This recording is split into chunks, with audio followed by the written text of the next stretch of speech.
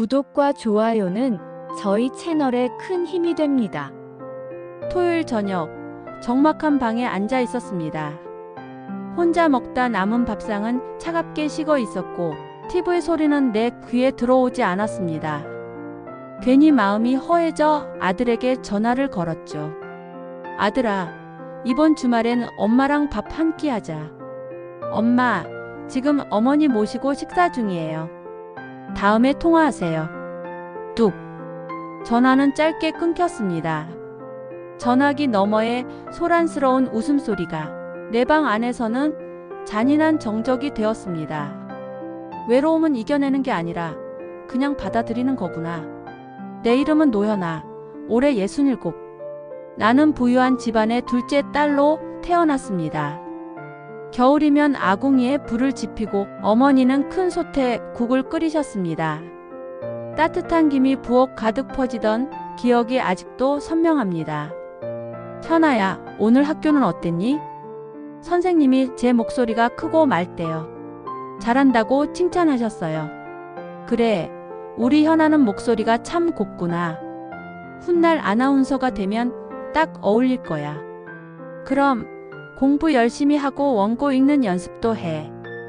꿈을 크게 가져야지. 나는 그 말에 용기를 얻어 밤이면 라디오를 켜고 아나운서 흉내를 내곤 했습니다. 안녕하세요. 저는 노현아입니다. 그 시절 세상은 온통 빛나 보였습니다. 22, 대학을 졸업할 무렵 한 남자를 만났습니다. 그는 가진 건 없었지만 내 눈에는 세상에서 가장 듬직해 보였습니다. 현아 씨, 나랑 결혼해요. 내가 평생 행복하게 해줄게. 그래요. 당신과 함께라면 뭐든 할 수 있을 것 같아요. 작은 전셋집에서 신혼살림을 시작했습니다. 겨울이면 창문 틈새로 찬바람이 들어와 두꺼운 이불을 덮어야 했습니다. 아침마다 남편은 퉁퉁 부은 얼굴로 일어나 투덜댔습니다. 이 집은 왜 이렇게 춥느냐? 회사도 변변치 않은데 살림살이도 팍팍하고. 그래도 우리 둘이 함께니까 괜찮아. 조금만 더 버티면 좋아질 거야. 그렇게 고단했지만 나는 믿었습니다. 사랑이 있다면 모든 걸 견딜 수 있다고. 하지만 행복은 오래가지 않았습니다. 남편은 퇴근이 늦어지고 술에 취해 집에 들어오는 날이 많아졌습니다. 현아야, 나도 사람답게 살고 싶어. 당신은 몰라. 남편은 지친 듯 말했습니다. 우리 아직 젊잖아. 다시 시작할 수 있어.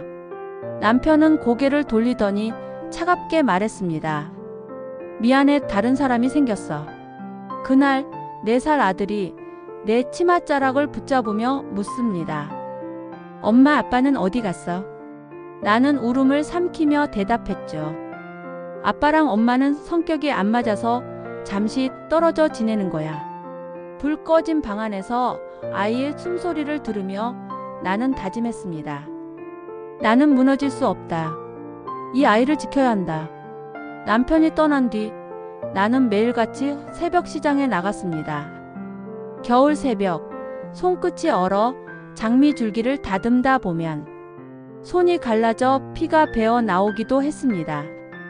현아 씨, 젊은 나이에 애 데리고 고생이 많네. 괜찮아요. 제 아들이 굶지 않으면 그걸로 됐어요.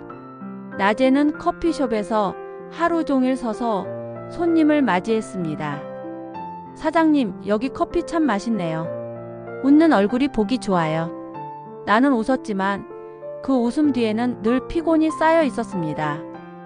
그러던 2000년대 초반, 우리나라엔 너도 나도 아파트를 사들이던 아파트 붐이 불었습니다. 친한 언니가 어느 날 제게 말했습니다. 현아야, 경매 아파트 알아봐. 싸게 나오는 물건들이 있어. 발품만 팔면 기회가 있어. 여자 혼자 큰 돈을 벌어 아파트를 산다는 건 무모한 일이었지만 나는 밤낮으로 법원을 들락거렸습니다. 낡은 아파트 계단을 오르내리며 여기가 우리 집이 될 수 있을까?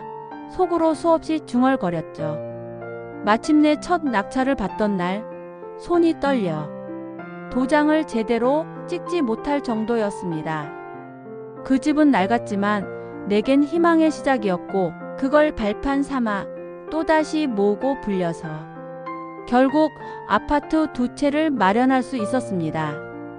여자로서는 지쳤어도 엄마로서는 누구보다 강해져야 했습니다. 아들이 드디어 며느리감을 집으로 데려오던 날 내 가슴은 두근거렸습니다. 혹여 이혼녀 아들이라는 꼬리표가 그 집에 부담이 되진 않을까 불안했죠. 그러나 문을 열고 들어온 아이는 고운 인상에 조용히 웃으며 인사했습니다. 어머님 처음 뵙겠습니다. 잘 부탁드립니다. 아주 고운 아이였습니다. 어서 와. 우리 아들을 이렇게 마음에 들어 해줘서 고맙구나. 그 아이는 다복한 집안에서 자라 배려 깊은 말씨를 지녔습니다. 나는 속으로 기도했습니다. 우리 아들이 저 집에서 사랑받는 사위로 대접받기를, 내가 채워주지 못한 빈자리를 그 가정의 따뜻함이 채워주기를. 행복했지만 한편으론 서운함도 몰려왔습니다. 이제 내 곁에만 있던 아들이 다른 사람의 가족이 되어버린 것이니까요. 1년 뒤 손녀가 태어났습니다. 병원에서 산모와 아기 모두 건강합니다 라는 말을 듣던 순간 나는 눈물이 왈칵 쏟아졌습니다. 내 아들이 아버지가 되었구나. 내가 지켜낸 아이가 또 다른 생명을 품었구나. 하지만 며느리는 직장 복귀를 준비해야 했습니다. 자연스럽게 사돈, 즉 며느리 친정어머니가 아이를 맡게 되었습니다. 엄마 해담이 잘 부탁드려요. 회사 복직 준비도 해야 하고. 며느리의 말 뒤에 아들도 한마디를 했습니다. 어머니 덕분에 저희가 안심이에요. 나는 억지 미소를 지으며 말했습니다. 그래, 친정엄마가 옆에 있는 게 편하지. 그러나 속으론 중얼거렸습니다. 나는 지금 혼자 사는데 나에게 부탁해도 되잖아. 나도 아이 키워본 경험이 있는데 아들네는 단 한 번도 나를 떠올리지 않는구나. 내가 사준 집, 내가 지켜낸 아들. 그 집의 주인은 점점 사돈이 되어갔습니다. 나는 그저 들렀다가 돌아와야 하는 손님일 뿐이었습니다. 어느 날 아들네 집 부엌에서 물을 마시던 나는 거실 대화를 듣고 말았습니다.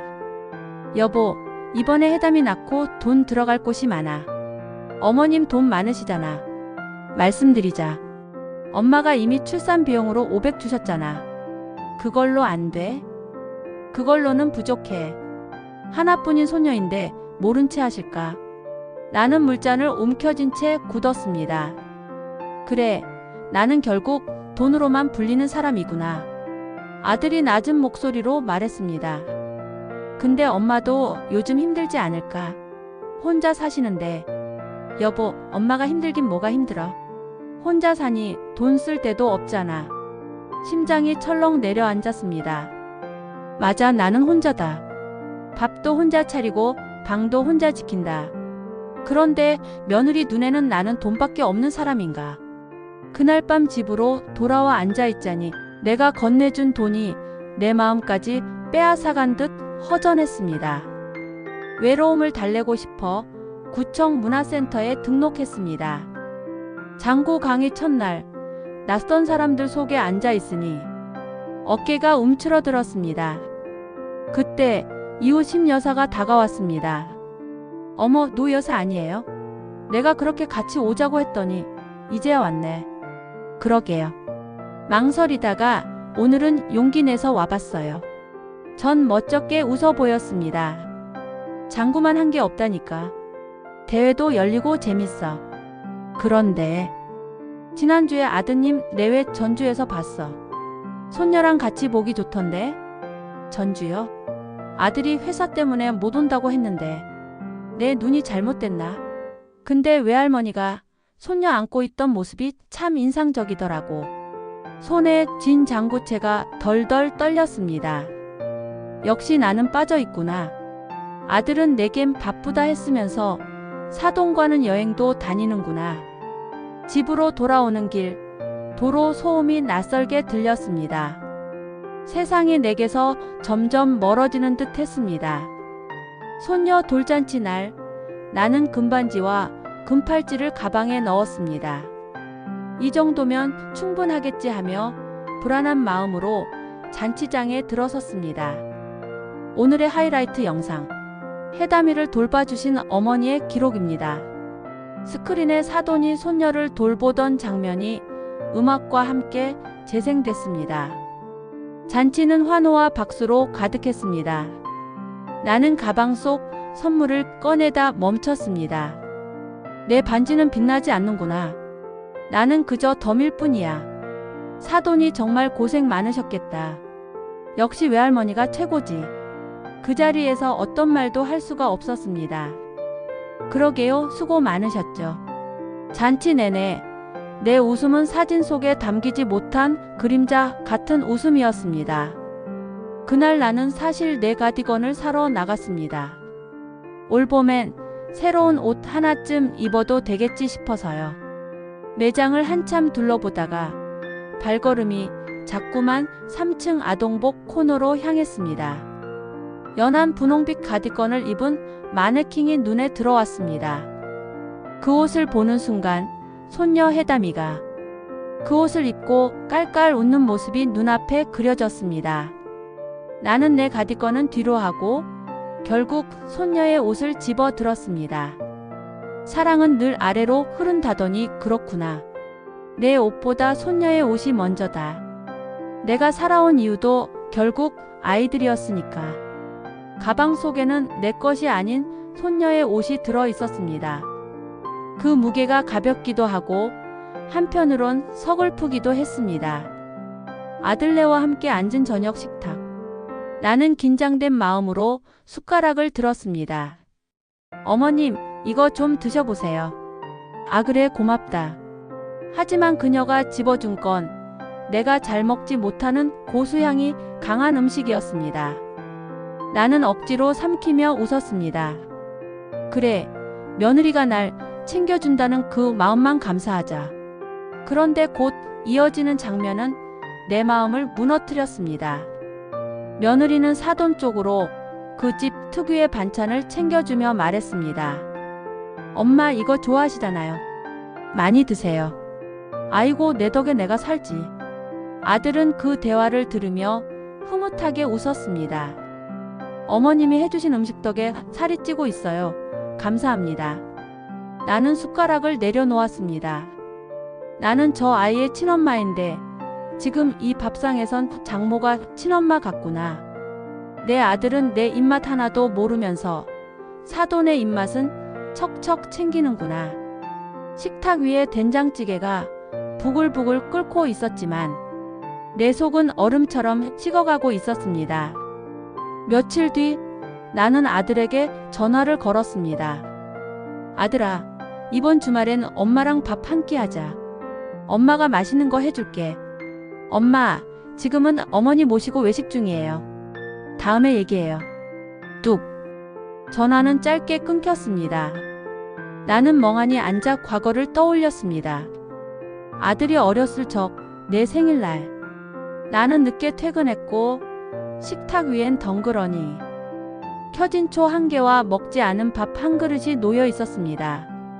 엄마, 나 밥 안 먹었어. 엄마 기다렸어. 오늘 엄마 생일이잖아. 선호야, 엄마가 늦어서 미안해. 우리 같이 먹자. 그때 아이는 배고픔을 참으며 내 옆에서 밥을 먹어 주었습니다. 눈물이 밥 위로 뚝뚝 떨어졌습니다. 그날 역시 내 생일이었습니다. 하지만 아들은 장모와 외식을 했고 며느리에게서도 축하 전화 한 통 오지 않았습니다. 그때는 엄마만 바라보던 아들이었는데 이제 내 생일은 아무도 기억하지 않는구나. 아들과의 전화를 끊고 나는 생각을 달리하기로 했습니다. 아들이 부모의 품이 필요할 때까지만 내가 역할을 다하면 되는 거야. 이제는 그 품을 떠나 새로운 동지를 찾았으니 더 이상은 품 안의 자식이 아닌 거지. 나는 더 이상 한탄하지 않기로 했습니다. 외로움을 극복하는 게 아니라 그냥 내 삶의 일부로 받아들이기로 했습니다. 그래서 문화센터에 새로운 강좌를 더 신청했습니다. 장구뿐 아니라 서예, 사진 강좌에도 등록했습니다. 혼자였던 시간을 지인들과 나누고 함께 놀러 다니기로 마음먹었습니다. 아들만 바라보며 살던 지난 세월 대신 앞으로는 나 자신을 바라보며 살아가야겠다고 다짐했습니다. 나는 아직 살아있다. 내 생은 끝나지 않았다. 외로움 속에서도 나는 더 열심히 살아낼 것이다. 창밖 바람이 차갑게 스쳤지만 내 마음은 오히려 조금 더 단단해지고 있었습니다.